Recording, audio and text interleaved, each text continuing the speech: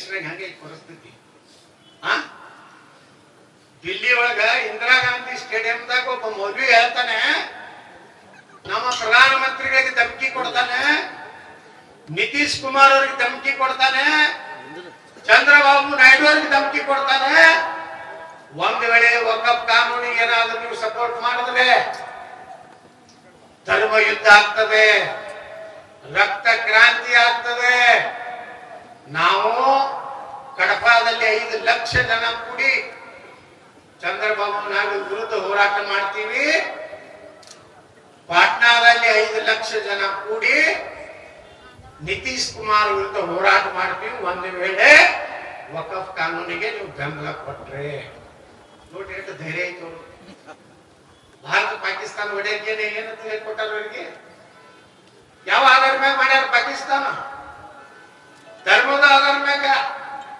ಸರ್ದಾರ್ ವಲ್ಲಭಭಾಯಿ ಪಟೇಲ್ ಹೇಳ್ತಾರೊಮ್ಮೆ, ಯಾವಾಗ ನಾವು ಭಾರತ ಪಾಕಿಸ್ತಾನ ಒಡೆಯುದು ಅಂತ ಅಂತಿಮ ಮಾಡಿದೀವೋ ಅಲ್ಲಿವರೆಗೆ ಏನ್ ಹೇಳ್ತಾ ಇದ್ರು ಇಲ್ಲಿರುವಂತ ಮುಸಲ್ಮಾನರು, ನಾವು ಗೋ ಪೂಜಾ ಮಾಡೋರ್ ದೊಡ್ಡ ಇರುವುದಿಲ್ಲ, ನಾವು ಗೋ ಮಾಸ ತಿನ್ನೋದಿವಿ, ಗೋಮೂತ್ರ ಕುಡಿಯೋರ್ ದೊಡ್ಡ ನಾವು ಇರುವುದಿಲ್ಲ ಅಂತ ಹೇಳ್ತಿದ್ರು.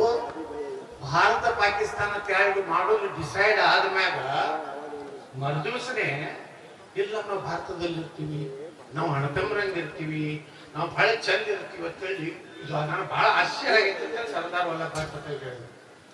ದುರ್ದೈವ ಈ ದೇಶದ್ದು ಸರ್ದಾರ್ ವಲ್ಲಭಭಾಯಿ ಪಟೇಲ್ ಪ್ರಧಾನಮಂತ್ರಿ ಆಗ್ಬೇಕಾಗಿತ್ತು.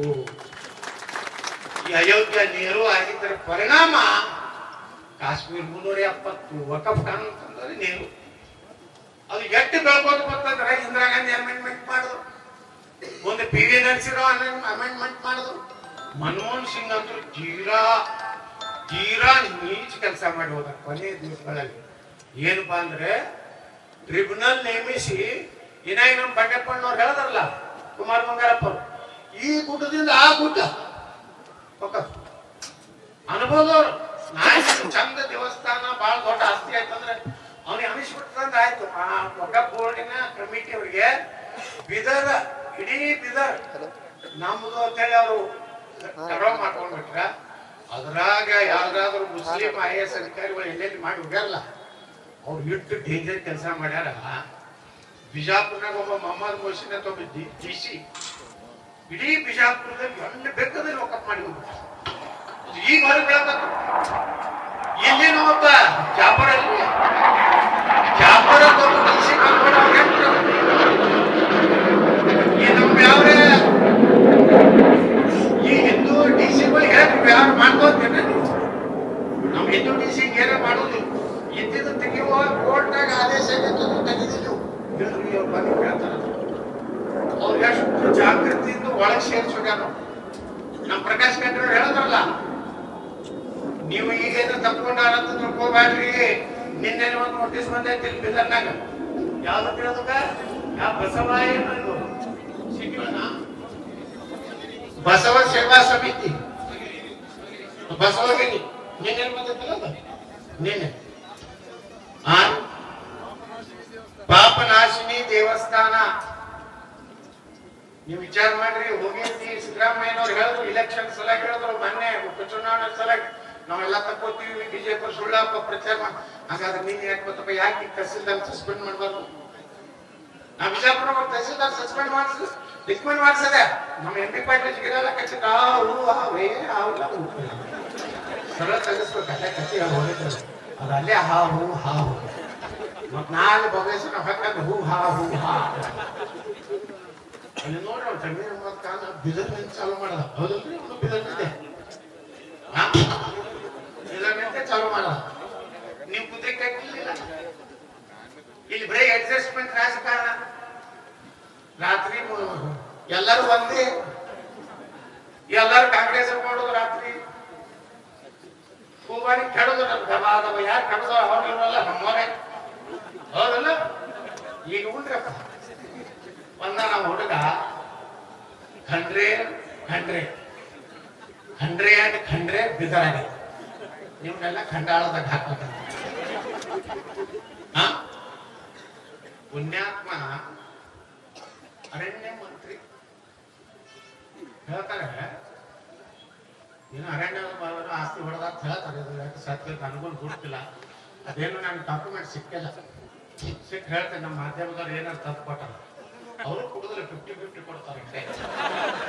ಅವರು ಸಮಾಧಾನ ಮಾಡಬೇಕಾಗ ಉಸ್ತುವಾರಿ ಮಂತ್ರಿ ಅದನ್ನ ಮತ್ತೆ DC ಗಾಗಿ ಅವ್ರು ಪೇಪರ್ ಅಡ್ವರ್ಟೈಸ್ಮೆಂಟ್ ಅಂತ ಕೊಡುವಂತಾವ್, ಅವರು ಕೊಡುದಿಲ್ಲ. 1 ವರ್ಷ ಕಳೆದ ಒಂದೇ ವರ್ಷದಲ್ಲಿ ಚುನಾವಣೆಗಳು, ರಾಜಕೀಯ ತಂತ್ರ ಪ್ರತಿತಂತ್ರಗಳು, ಅಭಿಯಾನ, ಜನಪರ ಅಹೋರಾತ್ರಿ ಹೋರಾಟಗಳು, ಪಾರದರ್ಶಕ ವರದಿಗಾರಿಕೆಯ ಪಣ ತೊಟ್ಟು ಮುನ್ನಡೆದಿದ್ದೇವೆ. 1 ವರ್ಷದ ಸಂಭ್ರಮದ ಜೊತೆಗೆ ಜವಾಬ್ದಾರಿ ಕೂಡ ಹೆಚ್ಚಾಗಿದೆ. ಮತ್ತಷ್ಟು ಮುನ್ನುಗ್ಗಿ ಜನಪರ ನಿಲ್ಲುವ ಉತ್ಸಾಹ ಕೂಡ ಹೆಚ್ಚಿದೆ. ಯಾಕಂದ್ರೆ ಇದು ರಿಪಬ್ಲಿಕ್ ಕನ್ನಡ, ನಿಮ್ಮದೇ ಧ್ವನಿ. 1 ವರ್ಷದ ನಿರ್ಭೀತ ಪತ್ರಿಕೋದ್ಯಮ ರಿಪಬ್ಲಿಕ್ ಕನ್ನಡ, ಇದು ನಿಮ್ಮ ಧ್ವನಿ. 150 ಸುದ್ದಿ, 120 ಇಂಪ್ಯಾಕ್ಟ್. ಸೂಪರ್ 3 ಇಲ್ಲೇ ಡ್ರಾ, ಇಲ್ಲೇ ಬಹುಮಾನ. ಮಾಧ್ಯಮ ಇತಿಹಾಸದಲ್ಲೇ ಮೊದಲು ಪರಿಹಾರ ಪತ್ರಿಕೋದ್ಯಮ.